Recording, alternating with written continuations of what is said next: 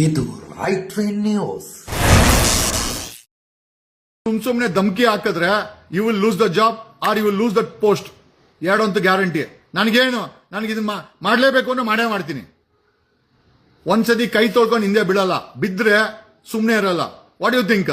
1000 ಜನ ಹೆಣ್ಮಕ್ಳ ಮಾನ ಪ್ರಾಣ ತಮಾಷೆ ಅನ್ಕೊಂಡಿದ್ಯಾ S P? What you think? 1000 ಜನ ಹೆಣ್ಮಕ್ಳ ಹೆಣ ಬಿದ್ದಿದೆ. ಯಾರ್ದು? ಕರ್ತವ್ಯ ಲೋಪ. ಬ್ಲಡಿ ಆ ಧರ್ಮಸ್ಥಳದ ಪೊಲೀಸರು ಕೆಲಸ ಮಾಡಿದ್ರೆ ಈ ಹೆಣ್ಮಕ್ಳ ಹೆಣ ಬೀಳ್ತಾ ಇರ್ಲಿಲ್ಲ. ತಪ್ಪು ಡಿಪಾರ್ಟ್ಮೆಂಟ್, ನಮ್ದಲ್ಲ.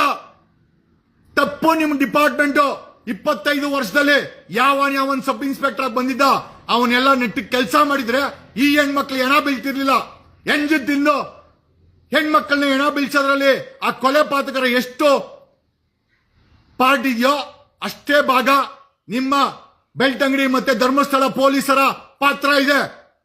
ಅಂಡ್ ಅಪರಾಧಿಗಳ ಲೆಕ್ಕಾಚಾರ ಆಗ್ಬೇಕು ಅಂದ್ರೆ ನಿಮ್ಮ ಪೊಲೀಸರು, ಧರ್ಮಸ್ಥಳದ ಪೊಲೀಸು, ಬೆಳ್ತಂಗಡಿ ಪೊಲೀಸರು ಇಬ್ರು ಅಪರಾಧಿಗಳೇ. ಅದನ್ನ ಯಾರು ಹೇಳ್ಬೇಕಾಗಿಲ್ಲ. ಅವರು ನೆಟ್ಟ ಕೆಲಸ ಮಾಡಿದ್ರೆ ಈ ಹೆಣ ಬೀಳ್ತಾ ಇರ್ಲಿಲ್ಲ. ಅವರ ಲಂಚಕ್ಕೋಸ್ಕರ ಹೆಣಗಳನ್ನ ಮುಚ್ಚಾಕಿದ್ದಾರೆ, ಕೊಲೆಗಳನ್ನ ಮುಚ್ಚಾಕಿದ್ದಾರೆ. 25 ವರ್ಷದಲ್ಲಿ ರೇಪ್ಗಳನ್ನ ಮುಚ್ಚಾಕಿದ್ದಾರೆ.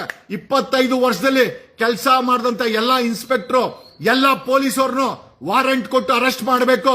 ಅದಕ್ಕೋಸ್ಕರ SIT ಕಳ್ತಾರೆ ನಾವು. We don't want Dharmasthala police or this SP to get this case investigated. What you think?